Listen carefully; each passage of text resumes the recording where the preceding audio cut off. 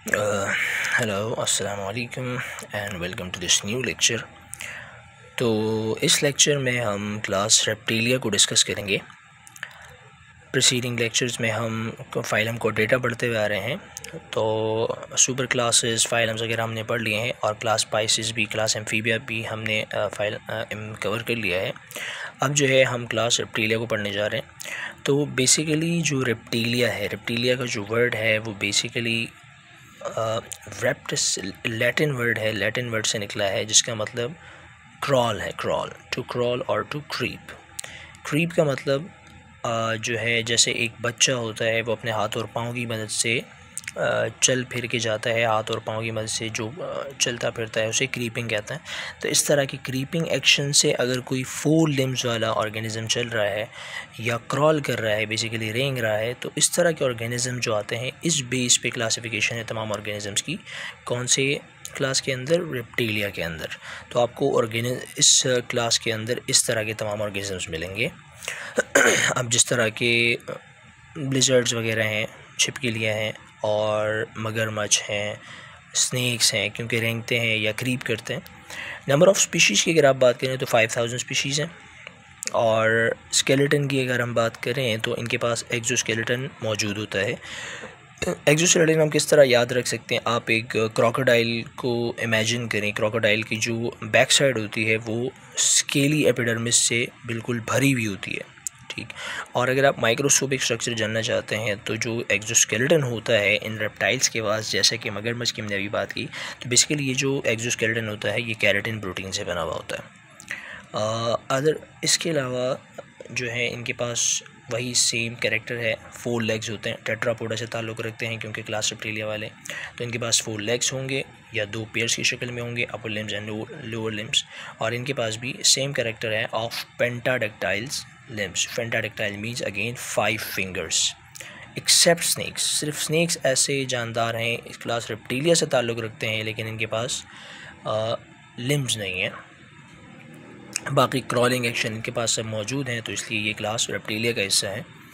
और ये भी पोइकिलोथर्म्स हैं, कोल्ड ब्लडेड एनिमल्स हैं, मतलब इनका जो बॉडी टेम्परेचर है वो इन्वायरमेंटल टेम्परेचर के हिसाब से चेंज होता रहता है, मेंटेन नहीं रख पाते। तो ये एक ड्रॉबैक कैरेक्टर है, इतना कोई ख़ास अच्छा सक्सेसफुल कैरेक्टर नहीं है।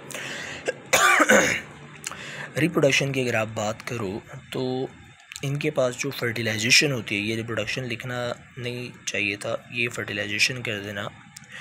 इनके पास जो रिप्रोडक्शन है, बेसिकली फर्टिलाइजेशन इनके पास इंटरनल होती है। इंटरनल फर्टिलाइजेशन से मुराद ये है कि फ़ीमेल बॉडी के अंदर फर्टिलाइजेशन होती है। और इसके अलावा जो इनके एग्स हैं, रेप्टिलिया के अंदर भी क्या होते हैं, एग्स दे सकते हैं, अंडे दे सकते हैं।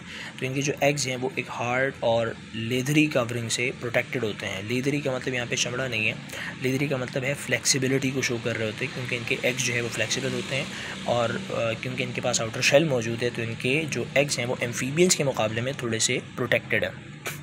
इसके अलावा लास्ट टाइम हमने एम्फीबिया के क्लास के लेक्चर में हमने एमनियन के बारे में ज़िक्र किया था कि एम्ब्रियो के आउटर एक प्रोटेक्टिव कवरिंग होती है ज़ाइगोट के अंदर, जिसको हम एमनियन कहते हैं। तो ये सारी क्लासेस हैं, मैंने यहाँ पे एक शॉर्ट लिस्ट दे दी है इनको कि जो क्लास फ़िशेज़ हैं, सुपर क्लास स्पाइसेस हैं और जो एम्फीबियंस हैं वो तमाम के तमाम आपके पास एनएमनियोटिक है, मतलब इनके एम्ब्रियोज़ में आपको एमनियन नहीं मिलेगा। बाकी जो रेप्टाइल्स हैं, बर्ड्स हैं और मैमल्स हैं, तो इनके एम्ब्रियो के अंदर आपको जो एम्ब्रियो है एग के अंदर वो आपको एक प्रोटेक्टिव कवरिंग में बंद मिलेगा। और उस प्रोटेक्टिव कवरिंग का नाम ही क्या है? Basically amnion. सो इसकी वजह से इनको एमनियोटिक भी कहा जाता है।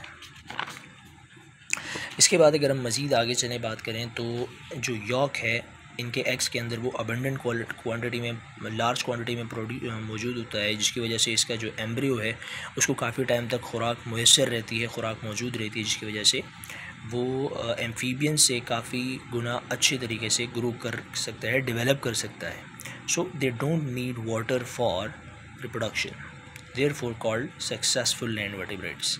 सक्सेसफुल लैंड वर्टिब्रेट्स की कुछ और रीज़न भी हैं, कुछ और चीज़ें भी इनके पास है जिनकी वजह से ये सक्सेसफुल लैंड वर्टिब्रेट्स कहला सकते हैं। एम्फीबियंस के ऑपोजिट इनके पास देखो, एम्फीबियंस के पास ये चीज़ नहीं थी, इनके पास एक एक्सोस्केलेटन मौजूद होता है जिसकी वजह से ये दो फ़ायदे कर सकते हैं, दो काम होते हैं। ज़्यादा गर्मी में, ज़्यादा सर्दी में हीट लॉस बचाते हैं और ज़्यादा गर्मी में वाटर लॉस को बचा सकता है ये एक्सोस्केलेटन। तो ये भी जनरली एक बहुत बड़ा फ़ायदा है खुश्की पर ज़िंदगी गुजारने का। इसके अलावा इनकी में जो फर्टिलाइजेशन है वो इंटरनल है। इंटरनल फर्टिलाइजेशन में क्या होता है कि जो जाइगोट है वो एक फ़ीमेल बॉडी में प्रोटेक्टेड रहता है, सो जो बड़ा रिस्क है वो टल जाता है, वो ख़तरा टल जाता है। एग्स की अगर आप बात करें, फीमेल एग्स की, तो एक अच्छा कैरेक्टर तो इनके पास ये है कि शेल की मदद से ये एग प्रोटेक्टेड है। दूसरा कैरेक्टर इनके पास अच्छा ये है कि जो एम्ब्रियो अंदर इनकेस डेवलप होगा वो एमनियोटिक लेयर के अंदर प्रोटेक्टेड है। और एक और बड़ी बात यह है कि एम्ब्रियो की खुराक के लिए क्या है, यॉक मौजूद है अबंडेंट क्वांटिटी में। इसके अलावा इनके पास वेल डेवलप्ड एक्सक्रीटरी सिस्टम मौजूद है जिसकी वजह से ये अनवांटेड मटेरियल को बाहर निकाल सकते हैं आराम से। इनके पास वेल अडेप्टेड सर्कुलेटरी सिस्टम मौजूद है, रेस्पायरेटरी सिस्टम मौजूद है। ये तमाम के तमाम जो सिस्टम्स हैं ये रेप्टाइल्स के पास वेल डेवलप्ड होते हैं, ये चीज़ भी आप याद रखना, ठीक है। बाकी ये पास्ट हिस्ट्री है, मैंने बुक से देख के बना ली थी आपके लिए। तो अगर आप याद रखना चाहते हैं कुछ जो रेप्टाइल्स हैं आज से तकरीबन 70 मिलियन साल पहले से लेकर 225 टू 25 मिलियन ईयर्स अगो एक मीसोजोइक एरा चलता है, उनके अंदर पास्ट हिस्ट्री में रेप्टिलिया के आसार मिलते हैं। जाइंट रेप्टाइल जो है इस एरिया से ताल्लुक़ रखते थे कि जिनका साइज़ बहुत ही ज़्यादा बड़ा होता था, ऐसा रेप्टाइल्स जैसे डायनासोर्स हो गए।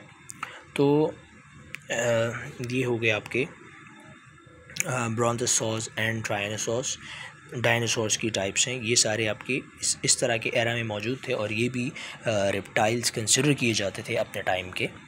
एग्जांपल जो है टॉर्टोइज, टर्टल, लिजर्ड्स, स्नेक्स, ये तमाम के तमाम रेप्टाइल्स की एग्जांपल्स हैं।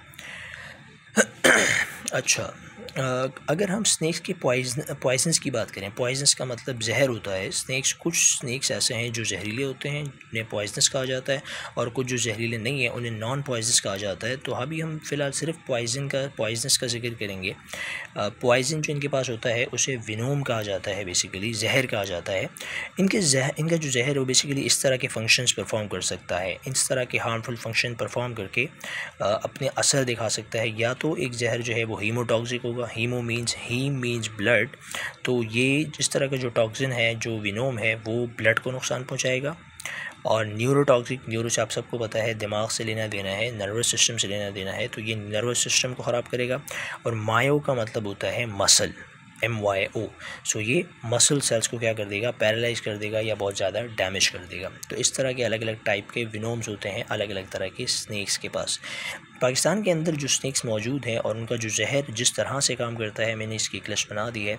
वाइपर जो है, कोबरा वगैरह, वाइपर जो है इसका जो जहर है वो हीमोटॉक्सिक है।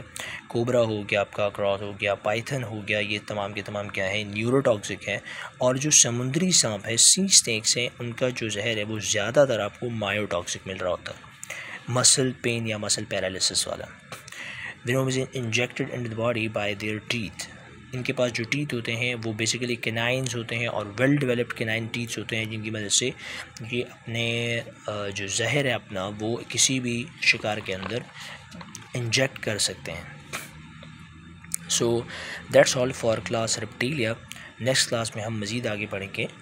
तो अगर आपको इसमें कुछ नहीं समझ आया हो तो आप डेफिनेटली पूछ सकते हैं। Okay, thank you so much.